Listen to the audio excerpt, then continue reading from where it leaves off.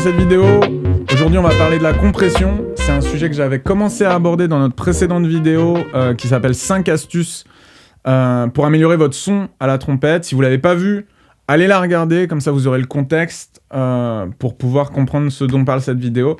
Alors bien sûr, je vais vous parler de la compression parce que vous m'avez posé plein de questions en commentaire, en message, etc. Et donc, je vais essayer de répondre à un maximum de ces questions-là aujourd'hui. C'est un format un peu plus court, mais on va essayer d'aborder tous les petits points qui ont à voir avec ça.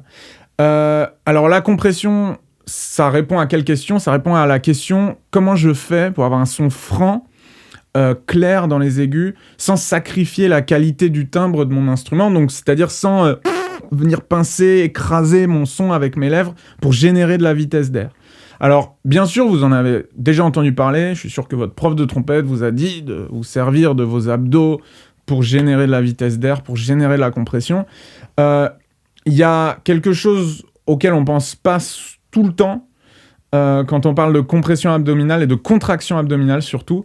C'est que la contraction abdominale dont on parle, ce n'est pas celle-ci. Ce n'est pas la contraction vers l'intérieur, dite crunch. C'est en fait une contraction vers l'extérieur. Je vais me mettre de profil très vite comme ça et je vais vous montrer la contraction vers l'intérieur. Ici, elle est bien, mais elle met à profit que cette partie-là de ma ceinture abdominale.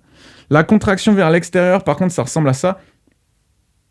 Alors vous voyez, on dirait que je gonfle le ventre. En fait, je gonfle pas le ventre. Mais quand je mets ça à contribution, ici, j'ai toute la ceinture abdominale qui est contractée. C'est la différence majeur entre ces deux types de contractions, et c'est vraiment ce petit détail dont je voulais parler dans la vidéo précédente qui peut vraiment tout changer dans la manière dont vous abordez les aigus à la trompette, parce que ça va vous donner un son beaucoup plus large pour beaucoup moins d'efforts, en fait, tout simplement. Alors, une autre petite anecdote que j'ai à vous partager, c'est celle de 90% de mes élèves de niveau intermédiaire à débutant, mes nouveaux élèves qui arrivent d'une école ou d'ailleurs, qui me disent ouais, j'arrive à jouer jusqu'au sol, jusqu'au do, jusqu'au contre machin, et ils me font une démonstration. En général, ça donne à peu près quelque chose comme ça. Alors le do en bas, pas de problème. Le sol, le do. Et plus on monte, plus le son est petit. Aucun intérêt pour moi à avoir un petit son dans les aigus. Je vois, à chaque fois qu'on me dit ça, je dis non, en fait, tu n'y es pas encore. À ces notes-là, tu les sors, mais c'est pas un son de trompette encore. Donc pour ça, il nous faut arrêter de fermer ici et il nous faut contracter ici, ouvrir là pour que le son s'élargisse. Alors, la compression, c'est un concept qui se développe en 3 parties. La première partie, c'est on va prendre l'air. Il y a une manière particulière avec laquelle on va inspirer.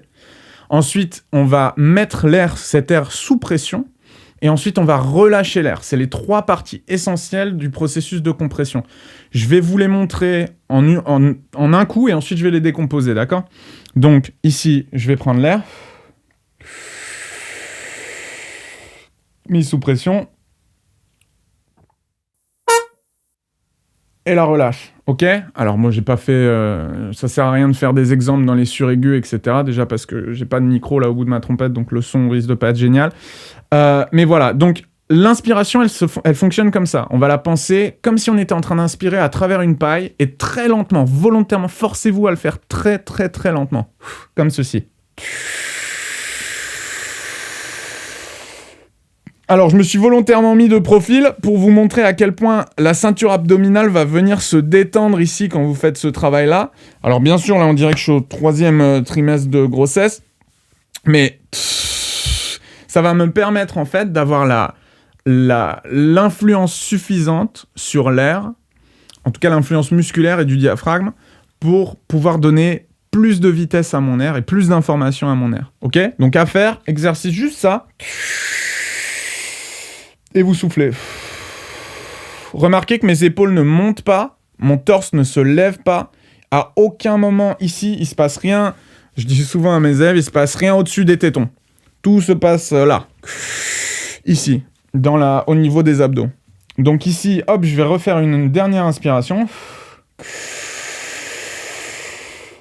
La mise sous pression, elle se fait à ce moment-là. Donc une fois que vous avez fait quelques inspirations, expirations comme ça, quand vous êtes plein d'air ici, vous allez mettre sous pression. Alors pour mettre sous pression, il suffit en fait de pousser un peu le ventre vers l'extérieur. Comme ça, hop, je sais pas si vous l'avez vu, c'est subtil et c'est léger, mais c'est la différence entre juste j'ai inspiré, et mon air est sous pression. Ici, ma ceinture abdominale est contractée tout autour de mon air, c'est-à-dire qu'on dirait que... Mais tout ici est dur.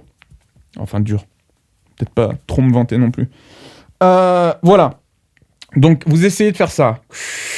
Vous inspirez, vous mettez sous pression, et vous relâchez. Attention, vous allez faire... Si vous faites ça de manière trop répétée, trop rapide, vous risquez de faire monter votre tension et votre pression à l'intérieur de votre crâne. Donc, allez-y très doucement. Ça sert à rien de perdre connaissance en essayant de faire un exercice de respiration, d'accord? Donc allez-y vraiment, écoutez votre corps, allez-y patiemment. Je suis pas médecin, donc tranquille.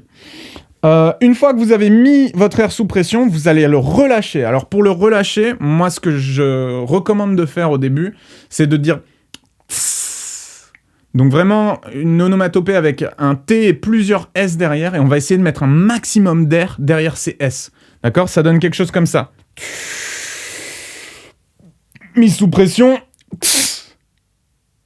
Encore. Mise sous pression. Voilà. Ça, c'est ce qui me permet de générer un maximum de vitesse d'air pour qu'ensuite, je sois plus précis, que mon son soit plus ouvert, plus clair dans les aigus. Voilà. C'est l'exemple de la compression. J'espère que c'est un peu plus clair pour vous comme concept. Si vous avez des questions, comme d'habitude, n'hésitez pas. Laissez un commentaire. Abonnez-vous à la chaîne si vous le pouvez. Ça nous aide vraiment, vraiment beaucoup. N'hésitez pas à faire un petit tour sur notre site. Soit sur daoudmusic.com, soit sur daoudmusic.shop, qui est notre nouveau magasin en ligne. Dessus, vous trouverez des études, des phrases, je vais poster des méthodes, tout un tas de choses, donc n'hésitez pas à aller faire un tour. J'ai même fait des bonnets, pour ceux qui veulent les bonnets. Voilà, donc n'hésitez pas, faites un petit tour sur notre site, et voilà, je vous remercie d'avoir regardé cette vidéo jusqu'au bout, j'espère qu'elle n'était pas trop longue, et on se retrouve très bientôt pour une autre vidéo sur de la trompette, ou de l'improvisation, ou de tout ce que vous voulez. Ciao!